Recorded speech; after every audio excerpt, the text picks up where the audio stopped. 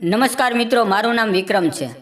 મેં બીકોમ સુધીનો અભ્યાસ કર્યો છે અને અત્યારે મારી ઉંમર 27 વર્ષની છે. હું એક નાના એવા ગામમાં રહું છું. મારા ઘરમાં મારા માતા પિતા અને હું એમ 3 જણા છીએ. અમારી પાસે થોડી જમીન છે જેમાં મારા પિતાજી ખેતીને સંભાળે છે. અમારી આર્થિક સ્થિતિ વધારે સારી નથી, તેથી હું ગામમાં જ એક કરિયાણાની દુકાનમાં નોકરી કરતો હતો. હવે ત્યાં કામ કરતાં કરતાં મારી જિંદગીમાં એક એવી ઘટના બની જેણે મારું આખું જીવન બદલી નાખ્યું. એક દિવસ શેઠ પોતાનું ટિફિન ઘરે ભૂલી ગયા. હું તેમના ઘરે ગયો અને મેં જઈને ઘંટડી વગાડી ત્યારે દરવાજા પર એક અત્યંત આકર્ષક અને મીઠી હસતી છોકરી ઊભી હતી. તેની ઉંમર અંદાજે 24 થી 25 વર્ષની હતી. તેને જોઈને હું થોડી વાર માટે તો સ્તબ્ધ થઈ ગયો. તે બોલી, "કોનું કામ છે?" ત્યારે હું ભાનમાં આવ્યો અને મેં કહ્યું, "હું શેઠનું ટિફિન લેવા આવ્યો છું." તેણે પૂછ્યું, "તમે કોણ છો?" તો મેં જવાબ આપ્યો, "હું દુકાન પર કામ કરું છું." મારી વાત સાંભળીને તે હસવા લાગી અને મને અંદર બોલાવ્યો. હું અંદર બેસી ગયો. થોડા સમય પછી તેની મમ્મી બહાર આવ્યા અને મને ઓળખી ગયા. મેં કહ્યું, "શેઠનું ટિફિન ભૂલાઈ ગયું છે." ત્યારે તેની મમ્મીએ કહ્યું, "પ્રિયા, અંદરથી તારા પપ્પાનું ટિફિન લઈ આવ." ત્યારે મને ખબર પડી કે તે સુંદર છોકરી શેઠની દીકરી છે. તે થોડી વારની અંદર ટિફિન લઈને આવી. મેં ટિફિન લીધું અને મારી સાયકલ લઈને ચાલતો થયો. જ્યારે મેં પાછળ ફરીને જોયું તો પ્રિયા મને જોઈ રહી હતી. હું રસ્તામાં વિચારતો હતો કે હું અહીંયા ઘણા સમયથી કામ કરું છું, પણ તેને ક્યારેય કેમ નથી જોઈ. કદાચ તે બહાર અભ્યાસ કરતી હશે કે કોઈ નોકરી કરતી હશે. હું દુકાન પર પહોંચી ગયો અને પાછો કામમાં વ્યસ્ત થઈ ગયો. સાંજે હું મારા રૂમમાં સૂતો હતો, પણ વારંવાર પ્રિયાનો ચહેરો મારી આંખો સામે આવતો હતો. પછી ક્યારે ઊંઘ આવી ગઈ તે ખબર જ ન પડી. બીજા દિવસે હું ફરી દુકાને પહોંચ્યો અને કામ કરવા લાગ્યો. શેઠ બહાર ગયા હતા ત્યારે અચાનક દુકાનનો ફોન વાગ્યો. મેં ફોન ઉપાડ્યો તો સામેથી અવાજ આવ્યો, "પપ્પા, મમ્મીએ કહ્યું છે કે સાંજે આવતી વખતે ફળો લઈને આવજો." મેં હસતા હસતા કહ્યું, "તમારા પપ્પા બહાર ગયા છે અને હું વિક્રમ બોલું છું." મારો અવાજ સાંભળીને તેણે કહ્યું, "સોરી," અને ફોન મૂકી દીધો. તેનો અવાજ ખૂબ જ મધુર અને આકર્ષક હતો. જ્યારે શેઠ દુકાને પાછા આવ્યા તો મેં તેમને ફોન વિશે જણાવ્યું. બીજા દિવસે ફરી શેઠ ઉઘરાણી કરવા બહાર ગયા હતા અને આજે પણ ટિફિન ભૂલી ગયા હતા. પણ આ વખતે તેમની દીકરી પ્રિયા ટિફિન દુકાને લઈને આવી. તે કાઉન્ટર પાસે આવી અને હસતા હસતા બોલી, "પપ્પા ક્યાં છે?" મેં કહ્યું, "પપ્પા બહાર ગયા છે." પછી તે અંદર આવી અને ખુરશી પર બેસી ગઈ. હું આવતા ગ્રાહકોને સામાન આપતો હતો અને તે મને જ જોઈ રહી હતી. તેણે પૂછ્યું, "તમે કેટલું ભણ્યા છો?" મેં કહ્યું, "મેં બીકોમ પૂરું કર્યું છે." ત્યારે તેને થોડું આશ્ચર્ય થયું અને તેણે કહ્યું, "બીકોમ કર્યા પછી પણ તમે દુકાનમાં નોકરી કરો છો?" મેં હસતા હસતા જવાબ આપ્યો, "ઘરની પરિસ્થિતિને કારણે આગળ અભ્યાસ ન કરી શક્યો અને મારે નોકરી કરવી પડી." મેં પ્રિયાને પૂછ્યું, "મેં તમને પહેલાં ક્યારેય કેમ નથી જોયા? શું તમે બહાર રહેતા હતા?" ત્યારે તે બોલી, "હા, હું અભ્યાસ માટે શહેરમાં હતી. હવે અભ્યાસ પૂરો કરીને પાછી આવી ગઈ છું અને એક સારી જોબ શોધી રહી છું."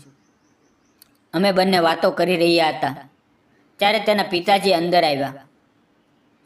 તેણે પિતાજી સાથે વાત કરી, ટિફિન આપ્યું અને મારી તરફ જોઈને હસતા હસતા ચાલી ગઈ.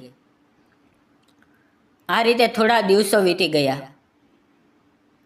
એક દિવસ શેઠ કોઈ કામ માટે શહેરમાં ગયા હતા અને ત્યાં તેમનું એક્સિડન્ટ થઈ ગયું. હું તરત જ દુકાન બંધ કરીને શહેરમાં પહોંચી ગયો. ડૉક્ટરે કહ્યું કે તેમના હાથ પર ઓપરેશન કરવું પડશે. પછી સર્જરી શરૂ થઈ અને મેં ફોન કરીને તેમના ઘરે જણાવી દીધું. મારી વાત સાંભળીને તેઓ બંને ખૂબ ગભરાઈ ગયા અને રડવા લાગ્યા. હું થોડા દિવસ શેઠની પાસે રહીને હોસ્પિટલમાં તેમની સેવા કરતો રહ્યો. 5-6 દિવસ હોસ્પિટલમાં રહ્યા પછી અમે ઘરે આવી ગયા અને પછી હું એકલો જ દુકાન ચલાવતો રહ્યો. એક દિવસ સવારે લગભગ 8:30 વાગ્યે પ્રિયા દુકાન પર આવી. મેં તેને પૂછ્યું, તમે અહીંયા કેમ આવ્યા છો? તમારે તમારા પપ્પા પાસે રહેવું જોઈએ. તેણે હસતા હસતા કહ્યું, મમ્મી તેમની પાસે છે અને પપ્પાએ મને કહ્યું છે કે થોડો સમય દુકાન પર જઈને વિક્રમને મદદ કર. પ્રિયા સાથે કામ કરવું અને વાતો કરવી મને ખૂબ ગમતું હતું. હવે સમય કેવી રીતે વીતી જાય તેની ખબર જ ન પડતી. હવે તે રોજ દુકાન પર આવવા લાગી અને અમારા વચ્ચે એક ગાઢ મિત્રતા અને પ્રેમનો સંબંધ બનવા લાગ્યો. પ્રિયા મને ખૂબ ગમવા લાગી હતી, પણ હું ગરીબ ઘરનો અને તે અમીર ઘરની છોકરી હતી. બપોરે દુકાન 1 કલાક માટે બંધ રહેતી. ત્યારે અમે શટર અડધું કરી ત્યાં જ ભોજન કરતા. આજે અમે ભોજન કરી રહ્યા હતા. હું તેને જોઈ રહ્યો હતો અને તે શરમાઈ રહી હતી. થોડી વાર પછી તે બોલી, વિક્રમ, તમે અમારા માટે કેટલું બધું કરો છો. તમે મારા પપ્પાની મુશ્કેલીના સમયમાં મદદ કરી. એકલા દુકાન સંભાળો છો. આટલું કહેતા કહેતા પ્રિયાએ મારો હાથ પોતાના હાથમાં લઈ લીધો, પણ મેં તેની વાતનો જવાબ ન આપ્યો. સાંજે જ્યારે હું પ્રિયાને તેના ઘરે મૂકવા ગયો ત્યારે મેં શેઠની મુલાકાત લીધીને કહ્યું, માલિક, મને માફ કરજો. હું કાલથી કામ પર નહીં આવી શકું. તેણે આશ્ચર્યથી મારી તરફ જોયું અને કહ્યું, શું થયું? મેં કહ્યું, પ્રિયા સાથે રોજ દુકાન પર રહીને અમારા બંને વચ્ચે પ્રેમ થઈ ગયો છે. હું તમને છેતરવા નથી માંગતો, તેથી તમે કોઈ બીજાને રાખી લો. આટલું કહીને હું સીધો ઘરે આવી ગયો. 1 અઠવાડિયું વીતી ગયું. હું ઘરે જ હતો. મારું કોઈ પણ કામમાં મન નહોતું લાગતું. મારી આંખો સામે વારંવાર પ્રિયાનો ચહેરો આવતો હતો. ત્યારે અચાનક મારા ઘરની સામે એક કાર આવીને ઊભી રહી. મેં બારીમાંથી જોયું તો તે શેઠની ગાડી હતી. શેઠ ગાડીમાંથી ઉતર્યા. તેમની સાથે પ્રિયા અને તેની મમ્મી પણ હતા. મેં દરવાજો ખોલ્યો, તેમને બેસવાનું કહ્યું અને પાણી આપ્યું. મારા માતા પિતા પણ ઘરે જ હતા. મેં જાતે ચા બનાવી અને ત્રણેયને ચા આપી. ત્યારે પ્રિયાના પિતાજીએ કહ્યું, વિક્રમ, તે જ્યારથી દુકાન પર આવવાનું બંધ કર્યું છે ત્યારથી પ્રિયાએ પણ ખાવા પીવાનું બંધ કરી દીધું છે. તે અમારી સાથે વાત પણ નથી કરતી. હંમેશા ઉદાસ રહે છે. મારા જીવનમાં મેં તારા જેવો ઈમાનદાર માણસ ક્યારેય નથી જોયો. જ્યારે મારી ઉપર સંકટ આવ્યું ત્યારે તું શહેર સુધી આવ્યો, મારી મદદ કરી, દિવસ રાત મારી સાથે રહ્યો અને પછી દુકાન પણ સંભાળી. મને ક્યારેય તારા કારણે તકલીફ નથી થઈ. તું ખૂબ જ સાચો અને સારો માણસ છે. મારી દીકરીનું જીવન બરબાદ ન થાય એ માટે તે નોકરી પણ છોડી દીધી. કહેતા કહેતા તેમની આંખો ભીની થઈ ગઈ. અને મારી આંખો પણ ભીની થઈ ગઈ. તેણે મને પૂછ્યું, શું તને પણ મારી દીકરી ગમે છે? મેં આમાં માથું હલાવ્યું. ત્યારે માલિકે પ્રિયાનો હાથ પોતાના હાથમાં લીધો, મારો હાથ પકડી અને બંનેના હાથ જોડી દીધા.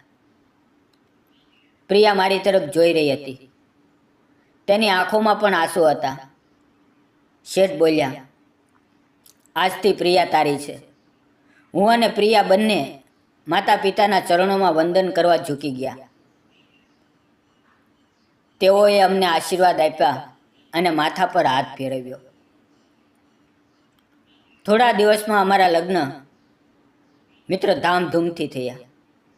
બંને પરિવારો ખુશ હતા. મારા માતા પિતા પણ ખૂબ પ્રસન્ન હતા. લગ્ન પછી પ્રિયા મારા ઘરે આવી અને તે ખૂબ ખુશ રહેવા લાગી. હું ફરીથી શેઠની દુકાન પર કામ કરવા લાગ્યો. હું અને પ્રિયા હવે ખુશીથી જીવન જીવી રહ્યા છીએ. મિત્રો, મને લાગે છે કે સાચો પ્રેમ ક્યારેય જાત, પરિસ્થિતિ કે આર્થિક સ્થિતિ જોઈને થતો નથી.